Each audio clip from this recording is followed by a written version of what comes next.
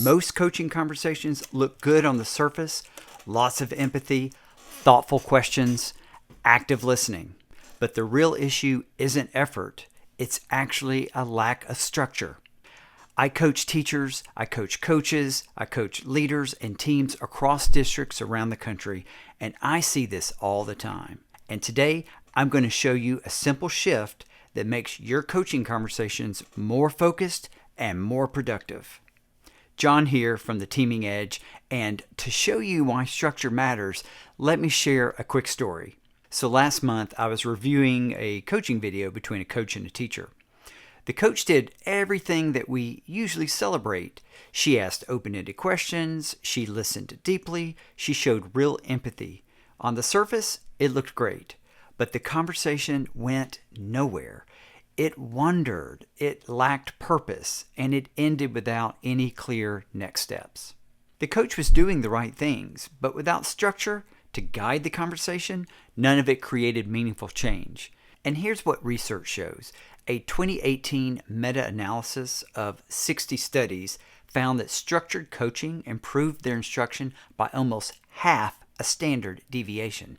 That's equivalent to 5 to 10 years of teaching experience. But random check-ins barely move the needle. Another finding from a landmark study in coaching is from Joyce and Showers, who found that structured coaching results in a 95% transfer into practice. So today, I'm showing you the coaching pyramid, a simple 4-level framework that takes you from partnership all the way to measurable student outcomes. And each level builds on the one below it. Let's start with the foundation. Level 1, partnership agreement. So it answers 5 questions. How will we communicate? What stays confidential? How do we handle disagreements? How do we give and receive feedback? And will we use in-person observations or review short video clips of instruction? Hey, this takes about 20 minutes, but it saves hours of miscommunication. Psychological safety doesn't just happen by accident. It's built through clarity. Remember, clarity is kind. Let's move up the pyramid. Level 2, the coaching cycle. This comes from one of my favorites, Jim Knight's The Impact Cycle. In this book, he goes through the identify, learn, and improve stages of a coaching cycle. And look, I've used different cycles over the years, and this is the one that I found works the best. Stage 1, identify. Help teachers capture current reality and set goals using focus. Focused on students, owned by the teacher, clear and concrete, upheld by evidence, and sustainable. Pro tip, if you're writing the goal for them, you're lost. Teacher ownership is everything.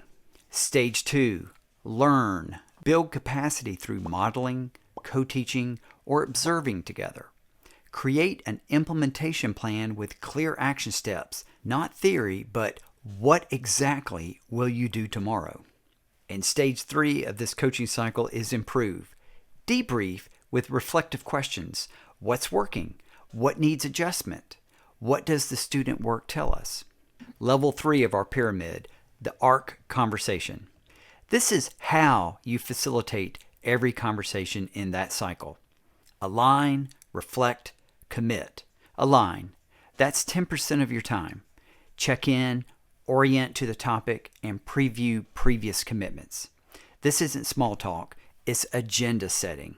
You and your coachee are getting aligned on the focus of the conversation. R is for reflect. This should be 80% of the conversation. This is where the magic happens. So not only are you spending 80% of your time in this part of the coaching cycle, but teachers talk 80%, you're listening for 80%. Ask powerful questions. What did you notice about student learning? What's your hypothesis about why that happened? Pro tip, when you want to give advice, ask a question instead. What are you thinking about trying next? It's a lot better than, here's what you should do next.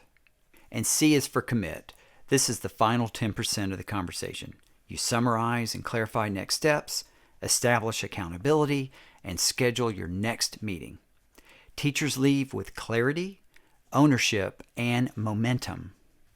Level 4, the theory of action. The theory of action is the peak of our pyramid. It's what keeps everyone laser focused on student outcomes. This comes from Steve Barkley's work on backwards planning. You start with the end in mind. What's the student outcome? Then you ask, what will students do to achieve that? Remember, it's students that cause student achievement, not teachers. Okay, then we ask, what must the teacher do to influence those student actions? What must the coaching partnership be doing to help support the teacher? And what are the coach's actions to ensure that there's clear, concrete structure to support the coaching partnership?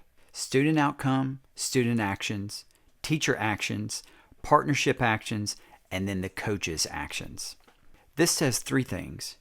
It makes the conversation move from abstract to concrete. It helps increase the teacher's perspective in recognizing the cause-effect relationship among different stakeholder actions. And finally, it makes the coaching goal measurable. So there's the coaching pyramid. It has a partnership agreement that creates psychological safety, the coaching cycle that gives structure, and the ARC conversation, which facilitates discovery, followed by a theory of action that keeps us focused on student learning. Each level depends on the one below it. This isn't theory. This is what transforms coaching from wandering conversations to real classroom change. In the next video, how to model learning with teachers without taking over their classroom.